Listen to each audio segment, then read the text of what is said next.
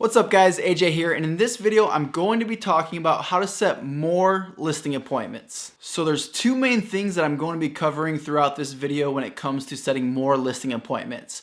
And it all starts with your prospecting. So your prospecting has to be on point first before you can implement what I'm going to talk about. The first thing that agents are doing where they go wrong is just not asking for the appointment enough. If you're only asking once throughout your prospecting call for the appointment, you're not going to set a lot of appointments. It usually takes 2, 3, or 4 times, even more, throughout the conversation to set the appointment. I would actually be surprised if I set an appointment when I asked for the first time. So just know that you need to ask early and often throughout the prospecting call in order to set the appointment. So this is what that looks like. You're going through your script, you have the introduction, and one of the very first questions you should be asking is, if the home had sold, where would they go next? Following up that question could be, and why is that important to you?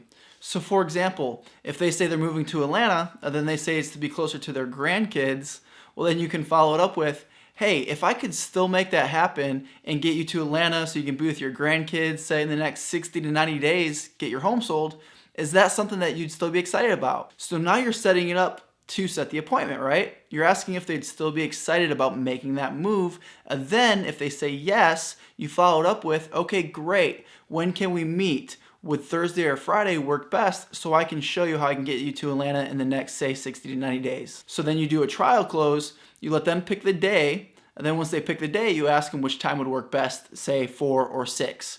So you always want to give them 2 options, let them pick one, give them 2 options, then let them pick one. Boom, you got the appointment set. So that would be the first ask of the appointment.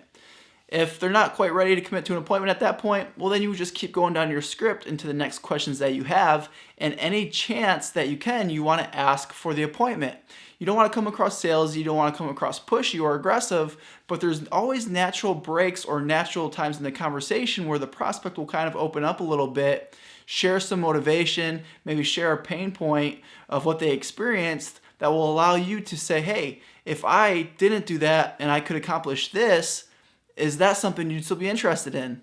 Then go ahead and set the appointment. Another script that I love to use is using the price of the property that it expired at. So you can see right there on the MLS or right there on the data from RedX or Mojo, Vulcan 7, what it expired at, right? You can see the list price. So let's just say it expired at $300,000. You can say, hey, if the property sold today at $300,000, or hey, if you got an offer presented to you today for $300,000, is that something that you'd still be interested in? And if they say no, we're no longer selling because of X, well then it's probably not a motivated seller, right? But if they say yeah, I'd still be open to that. Okay, great. When can we meet? Thursday or Friday, so I can show you how I can get you what you want for the property and get you to X, because you already know where they want to go, right? So you can bring up their motivation again in that close. So just remember, be thinking close early and often. A little trick that you can play is have 5 nickels, pennies, dollars, whatever on your desk, and every time you ask for the appointment, you move one over. So have 5 there, and before you allow yourself to get off that call, you have to have all of those coins moved over to the other side of the desk. That's a great reminder to be asking early and often for the appointment. And when you do it right, when you know your scripts, you have good tonality, you're smiling when you're talking, it doesn't come across salesy, it doesn't come across pushy, it's just a natural progression of the conversation.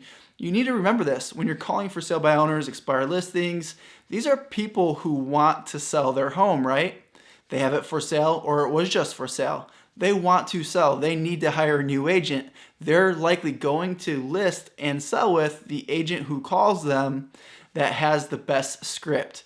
And to them, that's just the best conversation. And as you get to know your scripts, it simply is just a conversation. Now, the second main thing where agents are going wrong when it comes to setting appointments is just simply following the script. Any good script has a series of questions that's going to lead you to an appointment. So if you're not following the script, if you're not using the script verbatim, it's going to be hard to set yourself up for a good natural close. So just follow the script, read it verbatim, and the more you practice and the more you role play it, the better you're going to get at this. Then at the bottom of any good script, it has a script for asking for the appointment. So if it feels unnatural for you to ask for the appointment, just read the script verbatim. It feels unnatural and it feels weird and you may be intimidated by it because you're not following the script. You're kind of trying to make it up on your own. You're winging it. That's where you go wrong. If you're newer to prospecting, be following the scripts as closely as they're written as possible, you'll have much better luck. And also make sure that you're practicing on your own. Make sure that you're reading it. Make sure that you're role-playing it with others. Make sure that you're chanting. Make sure that you're writing it out. All these things are really going to help you internalize the script so you sound more confident on the phone. Most of your communication through the phone is going to be your tonality, the way you're using your voice, your excitement, how the conversation's flowing with the other prospect, mirroring and matching. And it's less about the words. So just know that. A lot of times you're going to screw up what you're going to say, but if you come through the phone with energy, excitement, positivity, you have a really good shot at setting the appointment. I'm telling you guys, you take these 2 tips and utilize them in your own business, you're going to get more appointments set, more listings taken, and more closings. So if you could do me a huge favor, hit the like button on this video and subscribe to the channel. But real quick before I let you go is, once you get to the point where you got those 5 coins moved over, it's very clear you're not going to get the appointment, well then you want to turn them into a nurture. This is for the long-term follow-up process. And remember this, oftentimes they're not selling the property if it's an expired because of a condition, not an objection. An objection is why they don't want to list with you. A condition is why they're not going to sell the house now. A condition, for example, could be because some colleges are closed around the US right now, the kids are still at home. They thought they were going to be empty nesters this year, so they're going to downsize the home, but because the kids are taking college courses virtually, they're at home. So now they still need the space. That would be a condition. So learn to recognize what objections are and what conditions are.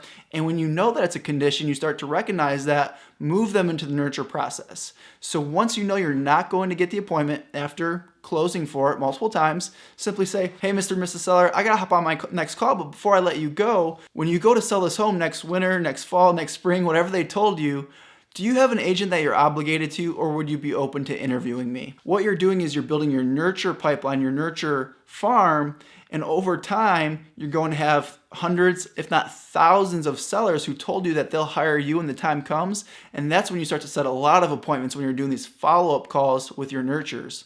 So stay plugged in, stay in the game, and I'll see you in the next one.